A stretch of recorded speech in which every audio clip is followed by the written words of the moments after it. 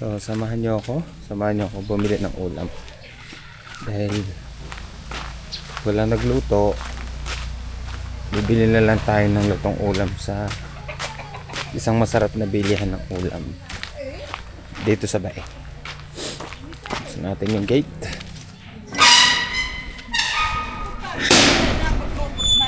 Magta-tricycle tayo.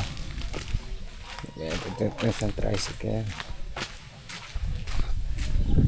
Tricycle lang tayo.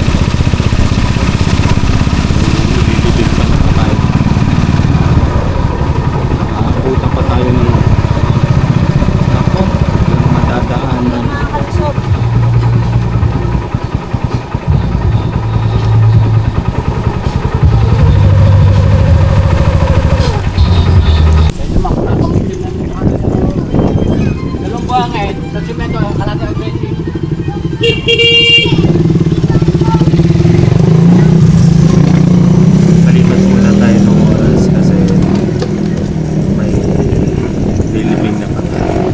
So matagal pa yung paglalakad noon. Medyo malapit lang naman yung pupuntahan natin. So mas mahinilin lang natin na magpahinga at hayaan na lang na makalayo-layo yung patay kasi naglalakad na yung mga equipment. Hayaan mo natin na makarating muna yun sa malayo at makalampas doon sa tindahan na bibilhan natin ng ulam. So waiting lang tayo dito sa gilid para magtakbo natin dire-diretso na makalampas na yung patay doon sa tindahan ng ulam. Gutom na ako, kailangan natin maghintay. Nandiyan pa lang yun eh. Papunta pa lang yun doon sa kanto ng San Antonio. So pagliko noon 50 meters doon yung bilihan ng ulam. So lalampas na yun doon pagkalampas sa katayuan. Sa katayuan siguro mga 10 minutes pa. Waiting lang tayo dito. Cellphone lang.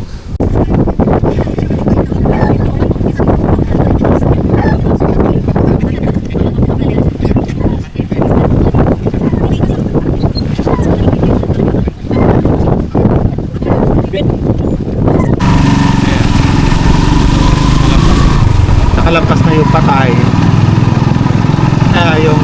Yung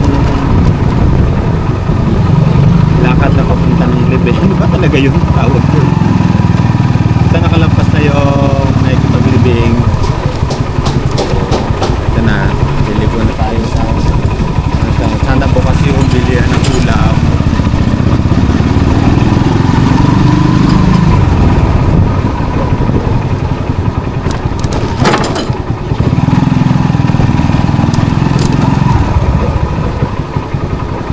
Yun, bukas. Pero sana may tinda. Yun, may tinda.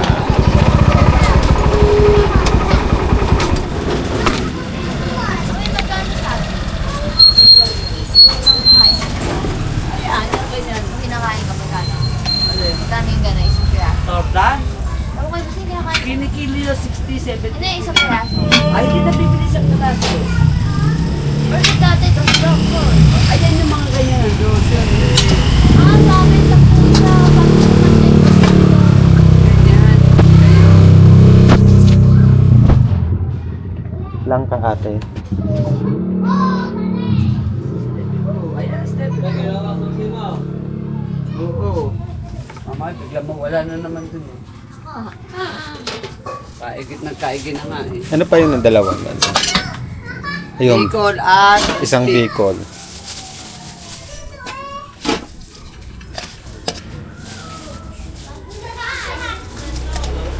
Mama yan, mami. Minsan, Yeah. Makabili na tayo ng ulam.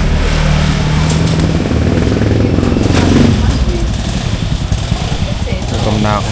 Makabili tayo ng batchoy. Tawag doon, Bicol Express tsaka doon. Let's go home para makakain na tayo.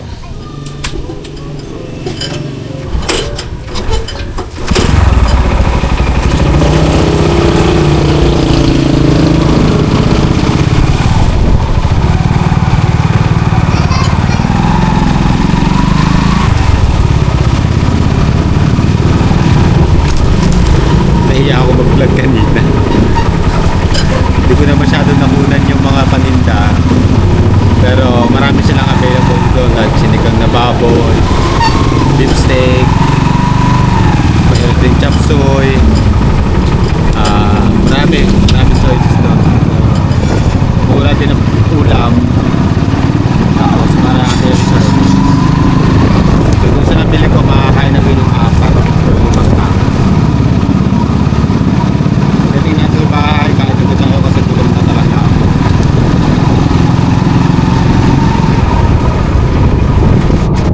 Lapit na tayo sa bahay.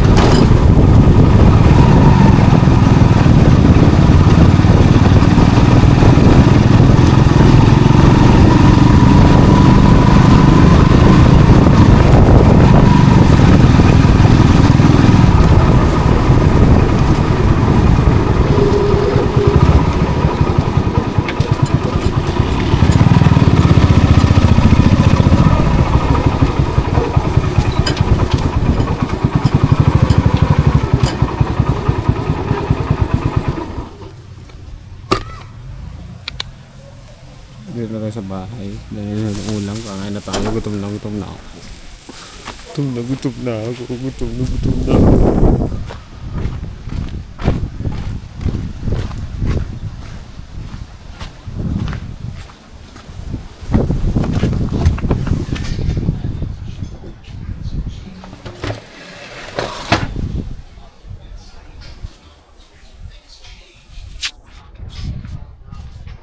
Ko